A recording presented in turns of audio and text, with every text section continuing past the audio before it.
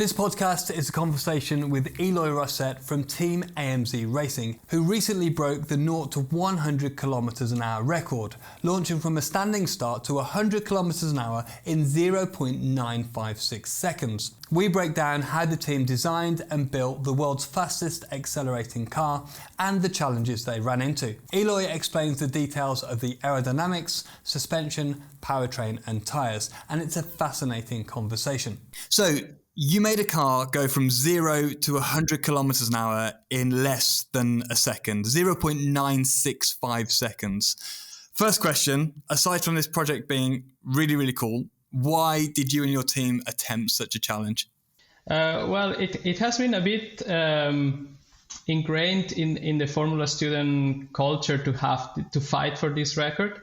So it was always there and we had it for a long time. So by the time that the team from the University of Stuttgart took it from us in 2022, it was immediately the natural response, hey, we need to get this back. And obviously we asked ourselves, why are we doing this? Because it's a lot of effort and a lot of resources that the whole team had to invest in that. And the reason at the end is because we are an educational project. The Formula Student, it's an educational project in itself, and we as a team that participate care about the education of our students. And this was an opportunity to go a bit beyond the limit, learn something. We did a lot of R&D for this specific project, and also getting ourselves out in the media benefits the whole project, the impact that we have, the visibility for our sponsors, and also the whole community, because it puts Formula Student cars on TV. So I think it's great for everyone. Yeah, absolutely. And what was the previous record? The previous record was 1.461 by the University of Stuttgart. They took 50 milliseconds away from our previous one that was standing since 2016. So it took them a while to work it out, how to do it. And we knew that they were planning for it because they started posting a bit on social media like, hey, we have this secret project and so on. They started hinting. We all knew like, okay, this is happening. They're going to try. And then when they finally did it, we were already thinking like, okay, we have to get back to them because it was quite a small margin. And we thought, hey, we can definitely do this. But we can't be doing this every year, right? Like it's a lot of work. It's just because we still had to build our normal car, right? Like the 2023 car, there was a team building that. So we had to let those guys work on their own. And we assembled a team of alumni to make this record car. And we said, hey, we do it and we go all in. We aim for 1 second. Let's see what happens. And just so that it stays for a while.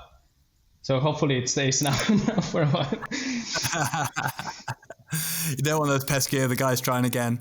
Although, I mean, you didn't just beat it by a little bit. You absolutely smashed through that previous record. So congratulations there. Yeah, thank you. So you used a Formula Student car. Mm-hmm. Is the world record based around a Formula Student car, or was a Formula Student car just the kind of best base to use? So the record is for electric cars, and specifically there's another one that's for like commercial cars. So like, for example, I think Tesla has it. It's for like the big production. And this is for like a prototype. So like kind of race car, but it has to be electric. So like a Formula E would qualify also. Electric dragster will also qualify. So yeah, that's a type of car. And obviously Formula Student is pretty close to what would be the ideal car. The problem is you don't design a Formula Student car for this kind of loads, because at the current record you have to put like really high loads on all the suspension parts for the aerodynamic force. The power that you need is much higher than for racing competition, so you have to modify very heavily. Right, so the main restriction is actually that a Formula Student car is not built to deal with the lows, and just, I guess like the suspension, drive shafts, things like that need to be beefed up and made a bit stronger. Yeah, pretty much. I mean, the first concern you have is like, okay, we want to you put on the table, we want to beat 1 second, right? So what is the acceleration you need? What is the downforce that you need to get the grip, right? Because you have the tires, you can affect them up to a certain extent, which at the end you're gambling because you don't really have clear numbers for any of these things. And then you try to figure out what power you need, and it's pretty much straightforward. You need to modify the whole powertrain. The suspension can definitely not hold, so we had to also redesign the whole suspension. You need a dedicated new battery, and we basically took the chassis that was our 2019 car, and we took everything out of it, like all the electronics, cables, attachments inside. Like we emptied the whole thing, put the seat back in, and then had to redesign the whole car from the ground up. Okay, so that does answer my first question in this area. Like, how did it differ to the original Formula Student car? Well, you're saying that it's basically just the turbine, the seat, and everything else was changed. I mean, we can start from what is the same. So we use the same safety standards. So that was quite important for us because if we're putting on the media a Formula Student car, it should have all the same safety standards. So the chassis by itself also has like some rules for keeping the driver alive in case something went wrong in some way, like a fire or a crash. So this we kept the same, and also we kept the limitation for voltage also, which is quite important. Tires obviously are the same, and we kept some parts like the uprights and at least the design of the suspension, like the basic concept, pickup points. We moved a bit things around, but it's pretty much, it looks from outside the same as the original car. But yeah, then you have to change everything else. So for example, the aerodynamic devices that we used, that would not be allowed in Formula Student. It's like completely different. So this is where we broke the rules, so to say, but it's kind of like in the nature of breaking this record, you cannot follow the rules of Formula Student for powertrain and aerodynamics. Sure. Okay. And so from that, what was performance-wise, what was the kind of the biggest thing that you changed that had the biggest performance difference on the car? Well, I mean, the big differentiator, because everything else was kind of like scaling up or like making, okay, plus 50% on that. The biggest difference was the aerodynamics. So obviously you start by removing everything that could create some drag. So all the wings out. We did some CFD on the chassis, but it's pretty much like, okay, just keep it lean. And then we thought, hey, for this kind of performance, we cannot use wings. We need to generate power ground effect.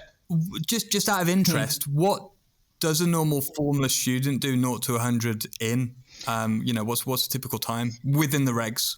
Yeah, so in competition, we will race in a 75-meter strip for the discipline of acceleration. So it's about not reaching the top speed or a given target. It's about the distance. And they reach that in 2.2 seconds. I think now it got a bit faster recently. I think there's a new record from last summer. And they usually get around the 2-second mark on... Don't quote me on that. I don't know specifically the latest numbers, but I think it's about the 2 seconds because they pretty much have like roughly half the power that we do. Basically half the grip, half the torque that they can apply to the ground. Okay, so that's 2 seconds to complete the 75 meters.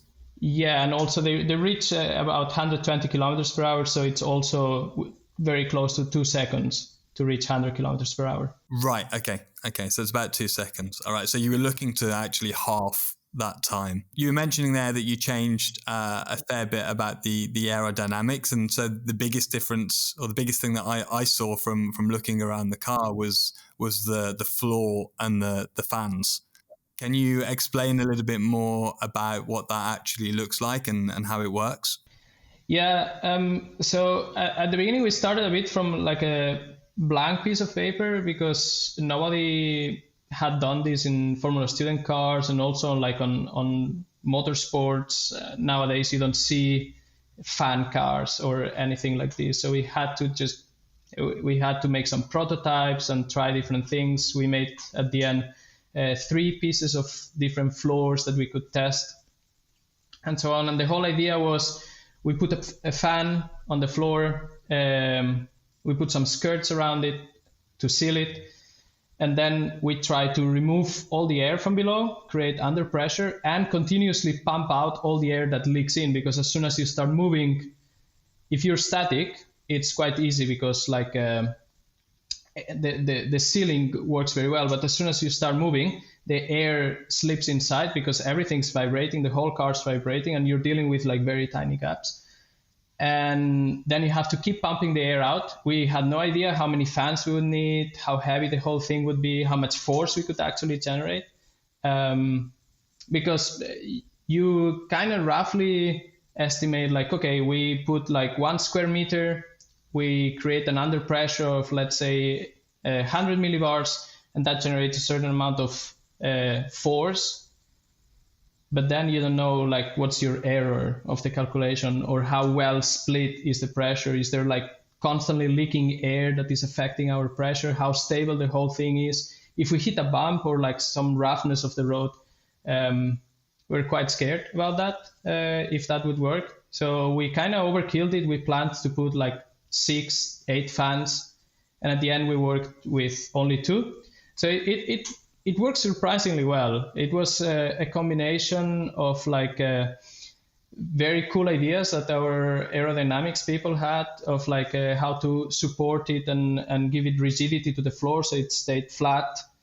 Finding the sweet spot of like the flexibility of the skirts. Also the setup with the suspension, you have to make it stiff so that it doesn't go down when you put like a couple 100 kilos of force. But also like if it's too stiff and there's vibration, it's going to break the ceiling. So you have to find the sweet spot for everything at the same time. And that was a lot of trial and error. You cannot really design for this because we had no experience. So we could not just like carry over anything. Yeah, of course. I mean, I've got a million questions based on that, but I'll start with, you know, I don't know if you can share this or not, or if it's a secret, but what is the shape of the floor? Like, is it like a traditional race car? Is it completely flat? Does it have a diffuser? What does the shape of it look like? So we started with a chassis that had a completely flat bottom. So some of our previous chassis had like a bit of a diffuser shape at the end, or like some kind of thing like that. And it had a bit of diffuser, but outside of the chassis, so as an additional piece, but we removed all that. And we basically had like a flat surface at the bottom, and we just started by putting a rectangle occupying all the space between the 4 wheels pretty much. Just put some clearance between the wheel and the floor so it can never touch if something goes a bit floppy because something breaks. And then we just pretty much took that rectangle, and the floor is a detachable piece of carbon fiber that you can just slide under the car and attach. We obviously put like lots of struts and attachments under the car, but if you come close, it's a rectangle. It's not fancy. You're just trying to get the maximum area between the wheels that you can, I suppose. Yeah, at the end, you know, it's not that hard to generate a lot of downforce like this. We could have put more quite easily. Like we didn't use the full potential of the fans. We just found one setting that worked. Because after a certain point, you start worrying about the integrity of everything. So the day of the record, we started by putting like some safer times. I think the first round of the day was 1.2 seconds. And then we just kept iterating. But this is and this is very different from your project inversion, because you want something that is super reliable such that no run is failed, right? You cannot have an accident in there.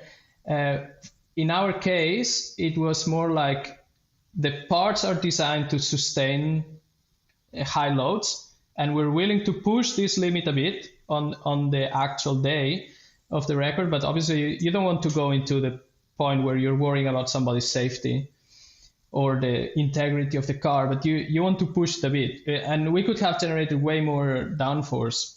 I don't know, like I'm speculating, but easily 250 or 300 kilos. But at that point, maybe something would have broken, and that's not what you want. Yeah, of course. And in terms of the skirts, they're quite like a contoured, sculpted shape. Why are they that shape? And also, what material are they? How close are they actually running to the ground? Like, how do they seal? So we thought about like doing skirts with carbon fiber because they had to drag over the floor, and we had like lots of different materials that we were thinking about for the contact with the asphalt, because you want to have a good seal, and at the same time that it glides well, that it doesn't create any drag, but also if it gets trapped, like if it collides with something, it's going to rip apart or like wear down after a couple runs. And they actually wear down. Like we have, well, not anymore, but we had quite a big box of extra skirts to be replacing them quite often.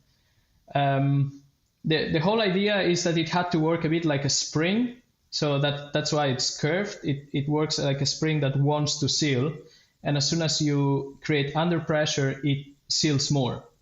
So it has positive feedback in this way, and then it seals correctly. The tricky part is at the front of the car, it has a bit the shape of a shovel. So you always have the danger that it's going to pick on some irregularity. So that was a bit the tricky part. You have to create a curve that is the right shape, such that it seals well, but it doesn't cause any problems. And what was the surface that you decided on? Like, obviously, you want it to be as smooth as possible and give you the most opportunity for grip. What was that actually like for the skirt? No, sorry, just for the run, like the runway or whatever tarmac you used. When the record was broken in 2022, the first thing we did was apply to a new record, because then you get the rules. And we saw that the rules had updated since the last time that we did the record. And it said that you can run uphill if you can certify it has a minimum amount of uphill, because otherwise you have to do in two directions and it calculates the average. And this is a problem because obviously you have to do two very good runs right after each other within 1 hour. So that is like a whole new problem, because you have to not get one good one. You have to reliably do two in a row, which is a bit more difficult. And we thought, okay, we need good grip and we need to go slightly uphill, but not too uphill, just the right amount. And we started looking at different possibilities of tracks in Switzerland. We knew that we wanted to do it in Switzerland because we are a Swiss team, and that's quite important for us to do it at home. And then we figured out that right there where our workshop is, it's a workshop that's provided by our university. There was a piece of asphalt that we usually use for testing that had, in a specific direction, it had enough uphill. And that's why we go slightly diagonal. If you see on the video, you don't go across the road perfectly parallel to the lines. It's slightly diagonal because we had to go in the direction that it was uphill. So we thought if we can do it at home, that's better. It's easier for testing. It simplifies the difficulties, yeah. And so can you explain why actually you would want to run uphill? What's the benefit of that? That you only have to run one direction. So you only need one good run. Because we looked at, for example, when we broke the record in 2016, I checked the data and I checked the times, because they did, I think, 10 runs in a row, or maybe a bit more. It's what you have time to do in a day, between 10 and 15 well-prepared runs. And we saw that the variability was up to 0.5 of a second. So that's quite a lot for all the effort that you do to get that fast. So then we said, hey, if we can do only one run slightly uphill, it's better than having the variability and having to average two different runs. So that's why we decided to do it uphill. And also, if you have to do it two runs, you have to start and end at the same point. So you need the runway, the safety area on both sides. So you want to have like at least 100 meters. Let's say something goes wrong. You don't want that there's a wall or another person on the other side. So you need a track that is really long to have 30 meters in the middle for running and then 100 on each side. That's quite tricky. But if you do it uphill, you only need on one side. So that also simplifies finding the correct location. Sure. Okay. Thank you for explaining that. So just to go back to the car, a couple more questions just around the suspension and the tires. First of all, what type of tires were you using? Because obviously there's some kind of like hill climb tire, some soft compound. We use the typical tires that are used in Formula Student. So nowadays, practically everybody runs tires from the Hoosier brand. And I think the model that we used was LC0, which is also very commonly used nowadays. Like in the previous, by the time that I started in Formula Student half a decade ago, there was a bit more variation, but nowadays pretty much everybody has figured out the tire that works, and it's quite reliable, and that's also what we had knowledge of. We brought them a bit out of the specs because the loads that we put, the vertical loads, were quite higher than what you see on the datasheet. But it worked fine. Obviously, you can influence a lot the performance of the tires by warming them up and putting a bit of tire preparation. So we did a few tests about different things that we could do. So at the end, pretty much everything was prepared. Like the whole car had like a whole set of things that you had to do last minute just to get it ready. So I know in obviously dragster racing, the tire prep and the pressure in the tires is critically important. What did you learn from running the tests that you did? On tire pressure, we didn't do a lot. Obviously, we had our suspension guys. At the end, it was a lot of intuition and experience going into like the final setup of the car. Trial and error, because you have to be adjusting the ride height all the time for the correct sealing. Front and back has to be the same, as stiff as you can, but while it can also move and seal on its own. And with the tire pressure, we run pretty much what you run normally in Formula Student. Also, you put higher load, so it's you would want to go softer for more grip, but then you have to add pressure again because like you put 200 kilos extra, so at the end you end up more or less pretty much at the same point. Yeah, so essentially you are running a kind of softer pressure, but it's because you're putting more load to the tires. And are those tires like the optimal tire, or if you had a custom, mixed tire, would that be better? We considered checking other things, and like we had plans on what to order, also extra tires for testing. At some point you run out of resources for testing more things. Like it's just not limitless. It felt a bit limitless because we put a lot of work in it, but you hit some limit at some point. But at the end of the day, we saw that the limitation that we had was on one side, the structural integrity. At some point, the chassis cannot deal with more loads. So we were like just double checking the original design and the current state of all the components. And also the powertrain. So we redesigned the powertrain. It was custom, but also putting it at the limit. The problem it has is with electric motors, you are doing traction control to apply as much torque as possible at every millisecond. But this is quite a complicated challenge, and you have to be very smooth. So at some point, your control is not good enough to apply more torque. So at that point, the car just can't get faster. Even if you had better tires, you would have more grip capacity, but like you wouldn't go that much faster. And while we're talking about the powertrain, can you just give us an overview of that? Yeah, so our usual Formula Student cars have 4 motors, so 1 on each wheel. We have a tradition in our team to self-design the motors ever since the beginning of the electric class in 2009. On the first year we tried. We still run an off-the-shelf motor, but we did an attempt to self-design. And since then we have always self-designed. That's one of like our trademarks that we're quite proud of.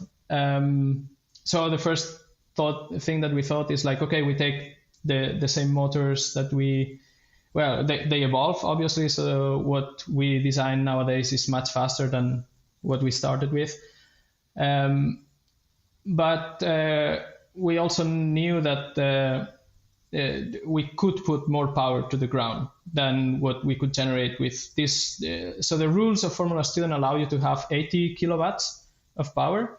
And if you want to go all in Formula Student, basically you make a car that can put 80 kilowatts on the front axle for when you're recuperating, when you are in the braking zone, and you put a capacity of 80 kilowatts at the back when you're getting out of the corner, so you can apply maximum torque, and your traction control has full capacity, no limitations. But we knew that we could put quite a bit more. So we put normal Formula Student sized motors at the front, and we redesigned at the back, which is where we could use most of the potential. And we basically doubled the power. So we made a completely new version of the motors. We just made it a bit longer, put double the torque, and yeah, we just put them in. The gearboxes are the same that we use. So in a Formula Student car, you take motors that spin very, very fast because that's the lightest option. And then you put a planetary gearbox that reduces that speed to like proper wheel speed. And then on the other side of the motors, you need the power electronics, which we also have been self-designing for the last 5 years. It's a thing that a lot of teams are trying to do. And it's quite a differentiator if you manage to self-design an inverter. It really is a game changer because it improves what your motors can do. It's quite important. And for example, in Formula E, that's also a big differentiator to the efficiency and how the car handles if you have a proper inverter. And yeah, we self-designed also that part. That was quite a critical component. Took a lot of work from a lot of people to make it happen. But it worked. It was. I was particularly very happy that we managed to make an inverter with a completely new set of specs, and that it ended up working. So that was quite nice. Brilliant. So I've watched obviously all of the videos online, and so the start procedure looks like the driver obviously preloads with the fans to get the initial downforce going, and then accelerates away. From like the initial launch, how are the traction control and what are the software systems you're running on the car? How are they deciding what power to put through each wheel and tire, and kind of what kind of slip are you looking for? Like how is all of that working? You're pushing a bit my knowledge about this because it gets very technical, and it's also the work of quite a lot of people that went into this. So you have like you have to know at each point how the car, like the driver just goes pedal to the floor and you don't have time to react. Like when you're sitting inside of the car, you just are standing and all of a sudden you're at the other end. So you just have to tell your body, like, whatever happens, pedal to the floor and see you at the end. You don't have time to think about and literally anything.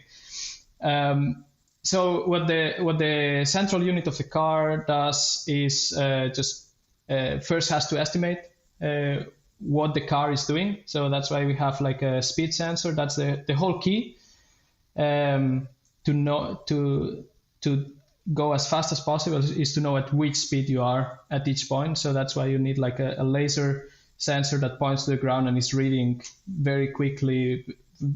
I think it's like 200 times per second, checks how fast you're going. And it's also a sensor that is used to certify the record. So you also want that this is very good.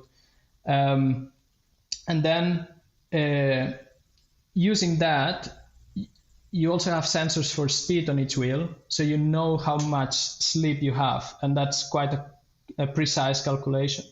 This is something, for example, in Formula One, they run these kind of sensors. Usually, I think, don't quote me on that, but I think they only run them on testing on free practice, and then on the race they remove that, so they just use the front wheels because they are not powered. So they have usually on a traction area, they just have very little slip.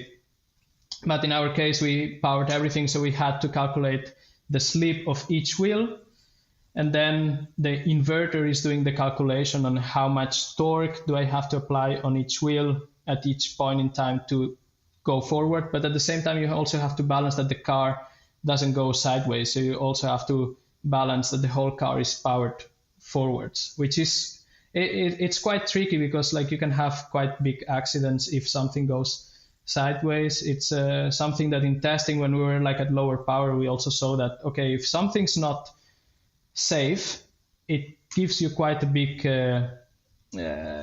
I don't know how to say that, but it's a bit scary from the outside. From the inside, it's not that bad. Yeah. We would say in English that it spits you off into the barrier, or it wants to. Well, we had quite a lot of runoff area also on the side, so it wasn't that critical. But obviously, like nobody likes that you're planning to go ahead and then it just spins sideways. Also ruins the tires, so not so nice. Yeah, of course. I can't imagine that's a very nice feeling from being inside the car. I've never actually experienced that, like individual wheels being controlled in that way. But I can't imagine it's a particularly nice feeling. Yeah, you have to get used to that. So that's something that the drivers that go from combustion to an electric car, all of a sudden your differential feeling is completely different. But usually you can tune, especially if you go to circuits where you have to corner, then you can tune the traction control so you can play a bit and get a new feeling for that. Yeah, like I've often wondered that actually with Formula Student cars, like the ability to individually control each wheel must feel so unusual for the driver, because I imagine on a slalom or a twisty circuit, you're doing what would feel to me like quite unusual things to get the thing to turn mechanically. Yeah, it has also a bit of different driving styles. So different drivers, obviously I'm talking about people that have experience, that have driven karts and other type of cars, so they know what they're looking for. And usually you just think about like rotating the car. So you just, or how much sideways do you want to slip? And different people do it in different ways. And you can hear that if you check videos of Formula Student cars going around the track, you can hear how the tires are squeaking in different ways. And some people like to tune the torque vectoring quite a lot to get very aggressive. So you get very quick response every time you twist a bit the steering wheel, it just immediately starts rotating the car a lot. And other people like a bit more like, let's say, a bit dirtier, so not that much help from there, and do it more on their own, kind of like with the throttle. It's also a bit more different than combustion cars, because on a combustion car you can play with the throttle and the brake pedal at the same time.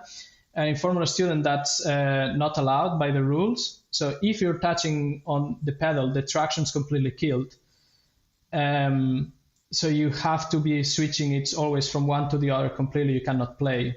So when you're managing a corner, as soon as you go out of the brakes, it's all on the throttle, and with the traction control, you cannot use the brake anymore to help yourself. It's so unusual for me to think about that. And it's like, I'm just thinking to myself, like, how would I like to do that? Because I would imagine that if we left it to the electronic systems, it would probably be quicker than a human driver. But then having the driver adjust to that feeling and, allowing the system to take over must be quite a leap. But I'm sure, any driver, if the thing makes them quicker, they'll adjust to it relatively quickly. Yeah. They like it. They enjoy it also themselves. When the car is good and it's properly tested, so everything works, and then they can start playing a bit with the torque vectoring settings and the traction control settings, and they give feedback to the controls engineer, and they can participate. Then they really like it. They can do quite cool stuff. And it's cool in Formula Student because you can see the same track with a combustion car and with an electric car. And we see also that there's lots of combustion teams that do really crazy I don't know what they do. I guess it's a lot of differential and experience of their drivers, and I don't know, maybe they have some extra tricks. There's a lot of crazy technology being developed, but their cornering abilities on combustion cars in Formula Student are also quite insane. So it's a bit of an arms race. We don't compete against each other anymore. It's separate classes, but it's also very interesting to see. Yeah, I mean, just the whole concept's brilliant, right? Just to see kind of what comes out of the other end. It's insane. Back to this project. What along the way? What was the biggest challenge in getting to the final result? What was the biggest problem that you stumbled into? It's quite a lot of, of challenges we had. It's like the whole thing in itself is like a big bag of challenges. The thing, it's, when you have normal project like Formula Student, you have like a deadline, you have a race, and you also have experience of how it should work, and you can check what your competitors are doing. When you're doing a project like this, and it's very similar to project inversion, you're doing something that at least you're trying to beat a benchmark to a level that's not been done before. So it's completely blank page and you have to speculate a lot. And also our challenge was like as soon as we said, hey, let's do 1 second, the complexity, the amount of work was very clear that it would be a lot. And at the end, it ended up being more. And that became a manpower challenge that we had to gather enough people to put enough hours. And all of us, like half of us had graduated already, so we worked full-time jobs and half a life. And the other half were students, so obviously they have a full load. And we had to do it basically on weekends. So it took us a year of like lots of hours here and there, using our vacations, using evenings, just hoping that at the end we do the work. And in many phases we fell a bit behind on the schedule because it was just so much work to get it through. We had lots of technical hurdles, but I was quite confident that we would get over those because the whole team was people that had already participated in Formula Student. So I had quite blind confidence in all these people. It was it's always a pleasure to participate in Formula Student because the teams are just amazing people, very capable. They never give up. It's just insane. But the whole concept of the project was difficult, and we focused a lot on the technical aspect. But it is also a challenge in terms of like you have to have a plan for how do we show this? How do we explain it to people? What are we doing afterwards? Like the whole idea. And also you question yourself a lot on why we are doing this, because it's a lot of effort. And our friends and family also saw that. Like it's not only that you pay with your own time and energy, everybody's quite involved into this. So it's quite a big commitment. At the end, we were lucky that our university supported us a lot in passing the news to the media. So that was very successful, and we're very thankful that on this end it was made very easy. But it wasn't clear that it would be this smooth when we're dealing with a car, because at some point we had an empty chassis on the workshop, and we're just trying to scrap everybody a few hours here and there to go there, do some work, try to push this forward. Let's see what happens. Yeah, of course. I mean, that's a long process. How many people were on the team? It's a bit difficult to say because a lot of people ended up having some influence or helping in one way or another. So we count about like 30 people that did an active task or took a responsibility on the team. Like some people really made like an insane amount of hours of work into this project. And at the end, like we had our normal racing team that were there dealing with their own car and their own problems. And I think individually they all at some point made us a favor here or there, helped us with something, made a call for us, made space for us. So at the end, I think we can credit the whole student association, but like to fleet a car of this kind, you need a team of about 30 people. So just to jump back a moment, actually, because I just missed one of my questions that I wanted to kind of speak through. What was the suspension setup like on the car? When I look at the pictures of it, I can see like some mechanisms at the top of the push rods. What exactly are those? And are you using a traditional spring setup and damper setup? So we have, we started, well, actually we have like a whole history of development of suspension systems. In 2017, we made a fully mode decoupled suspension with hydraulically connected components. And since then, we have been iterating over this concept until we have reached the current state.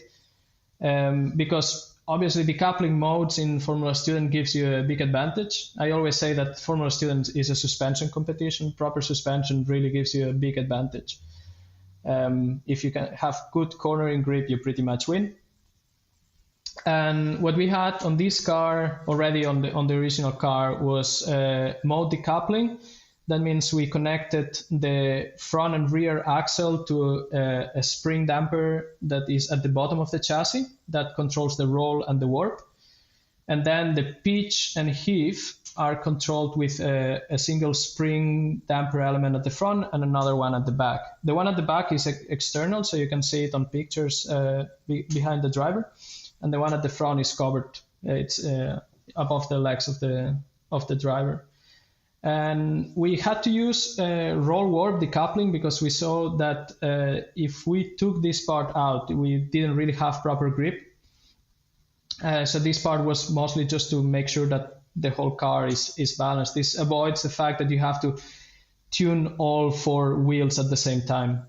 And then we tune the pitch heave parts. It's basically to find the right point of stiffness to make the floor work. So it's all about keeping the floor flat as stable as possible. And what's the advantage, just to give a kind of more basic overview, what is the advantage of running a suspension setup like that? So when you have mode decoupled, you can tune, you end up with a single component that you're tuning for roll. So on cornering situations, if you need more stiffness, less stiffness, more damping, less damping, you can tune directly that one instead of having to adjust the four corners of the car. If you have like a single spring, single wheel components, you have to be doing always a trade-off. But if you can decouple somehow, like for example, having an anti-roll bar, then you can tune that one. If you have a hydraulically coupled system, then you basically can take a hydraulic line from each wheel, and then you can tune each mode individually. That means, for example, you can control the ride height by just actuating the heave component, and then you can control braking by just tuning the pitch, and then roll for the corners. So then not only you can like tune more specifically, but also each driver can like adjust if they like have one style more or the other. It really makes a big difference as soon as you get into proper testing and you have time to iterate a bit, because the results are quite much better than if you don't have this.